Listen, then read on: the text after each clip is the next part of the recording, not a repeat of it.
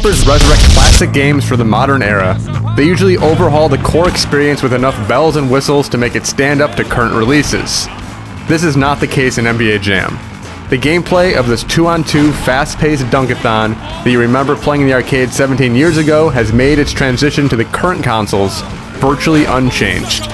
The passage of time has been kind to NBA Jam, but it's not all swishes and rim-rattling slams. New modes don't offer a good incentive to stray from the standard action, and the simple gameplay doesn't have much long-term appeal. NBA Jam is still lots of fun in short bursts, but a few modern indulgences could have gone a long way toward making it a classic in this era as well. The concept is unchanged from the original release in the early 90s. 2-on-2 basketball with exaggerated physics and few rules. It doesn't matter if you select the stacked Heat or the undermanned Pacers as your team of choice though, because high-flying antics take priority over fundamental basketball.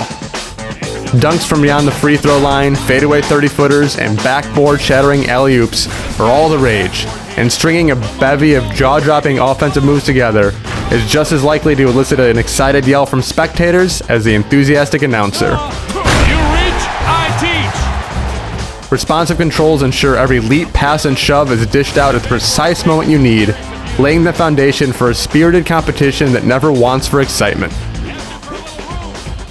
The most eye-catching aspect of NBA Jam is the gravity-defying dunks you can pull off at a moment's notice. But if you want any chance of actually winning against a high-level CPU opponent or talented friend, you need to embrace the simple pleasure of hard-fought defense. Shoving is the most brutal of your defensive tactics, but the defensive abilities in NBA Jam go beyond feral lunges. A well-timed swipe can key a fast break in a hurry, and jumping at the perfect moment lets you send a feeble shot attempt right back at your opponent's face. Clamping down to play formidable defense is just as exciting as well-executed offense, so no matter which end of the court you're on, NBA Jam is fun. Sadly, the thrills in NBA Jam doesn't stretch on forever. The lure comes from the simple, immediately gratifying action, but that lack of depth is a double-edged sword.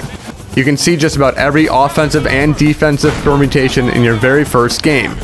This downward momentum is mitigated by bringing in a few friends. NBA Jam is at its best when all four players are being controlled by a group of fun-loving buddies, because it's so much more exciting to nail a key three-pointer and let loose some wholesome trash talking to your downtrodden pals. Best of all, you can challenge your buddies online or offline, so you can always conjure a game in a pinch. There are at least a few unique modes to mix up the core action, though none of them are as much fun as the traditional offering. There are two half-court modes, 21 and Domination, but they feel confining compared to the baseline-to-baseline blur that encompasses the standard fare. In Smash mode, only dunks count, which makes a game that already struggles with sameness even less dynamic. Each of these modes can be fun once in a while, but they aren't nearly as interesting as the standard 2-on-2 no-rules action. NBA Jam doesn't have much depth, but there are at least hidden goodies to strive for that extend the replay value. Codes such as Big Head mode make their triumphant return, and there are hidden players as well. NBA Jam may be shallow, but it makes up for that in unbridled excitement that is almost as much fun now as it was 2 decades ago. It's a shame the new modes are little more than distractions, but the fast-paced action is overflowing with arcade charm. NBA Jam doesn't tinker one bit with the classic formula, but fun like this doesn't have an expiration date.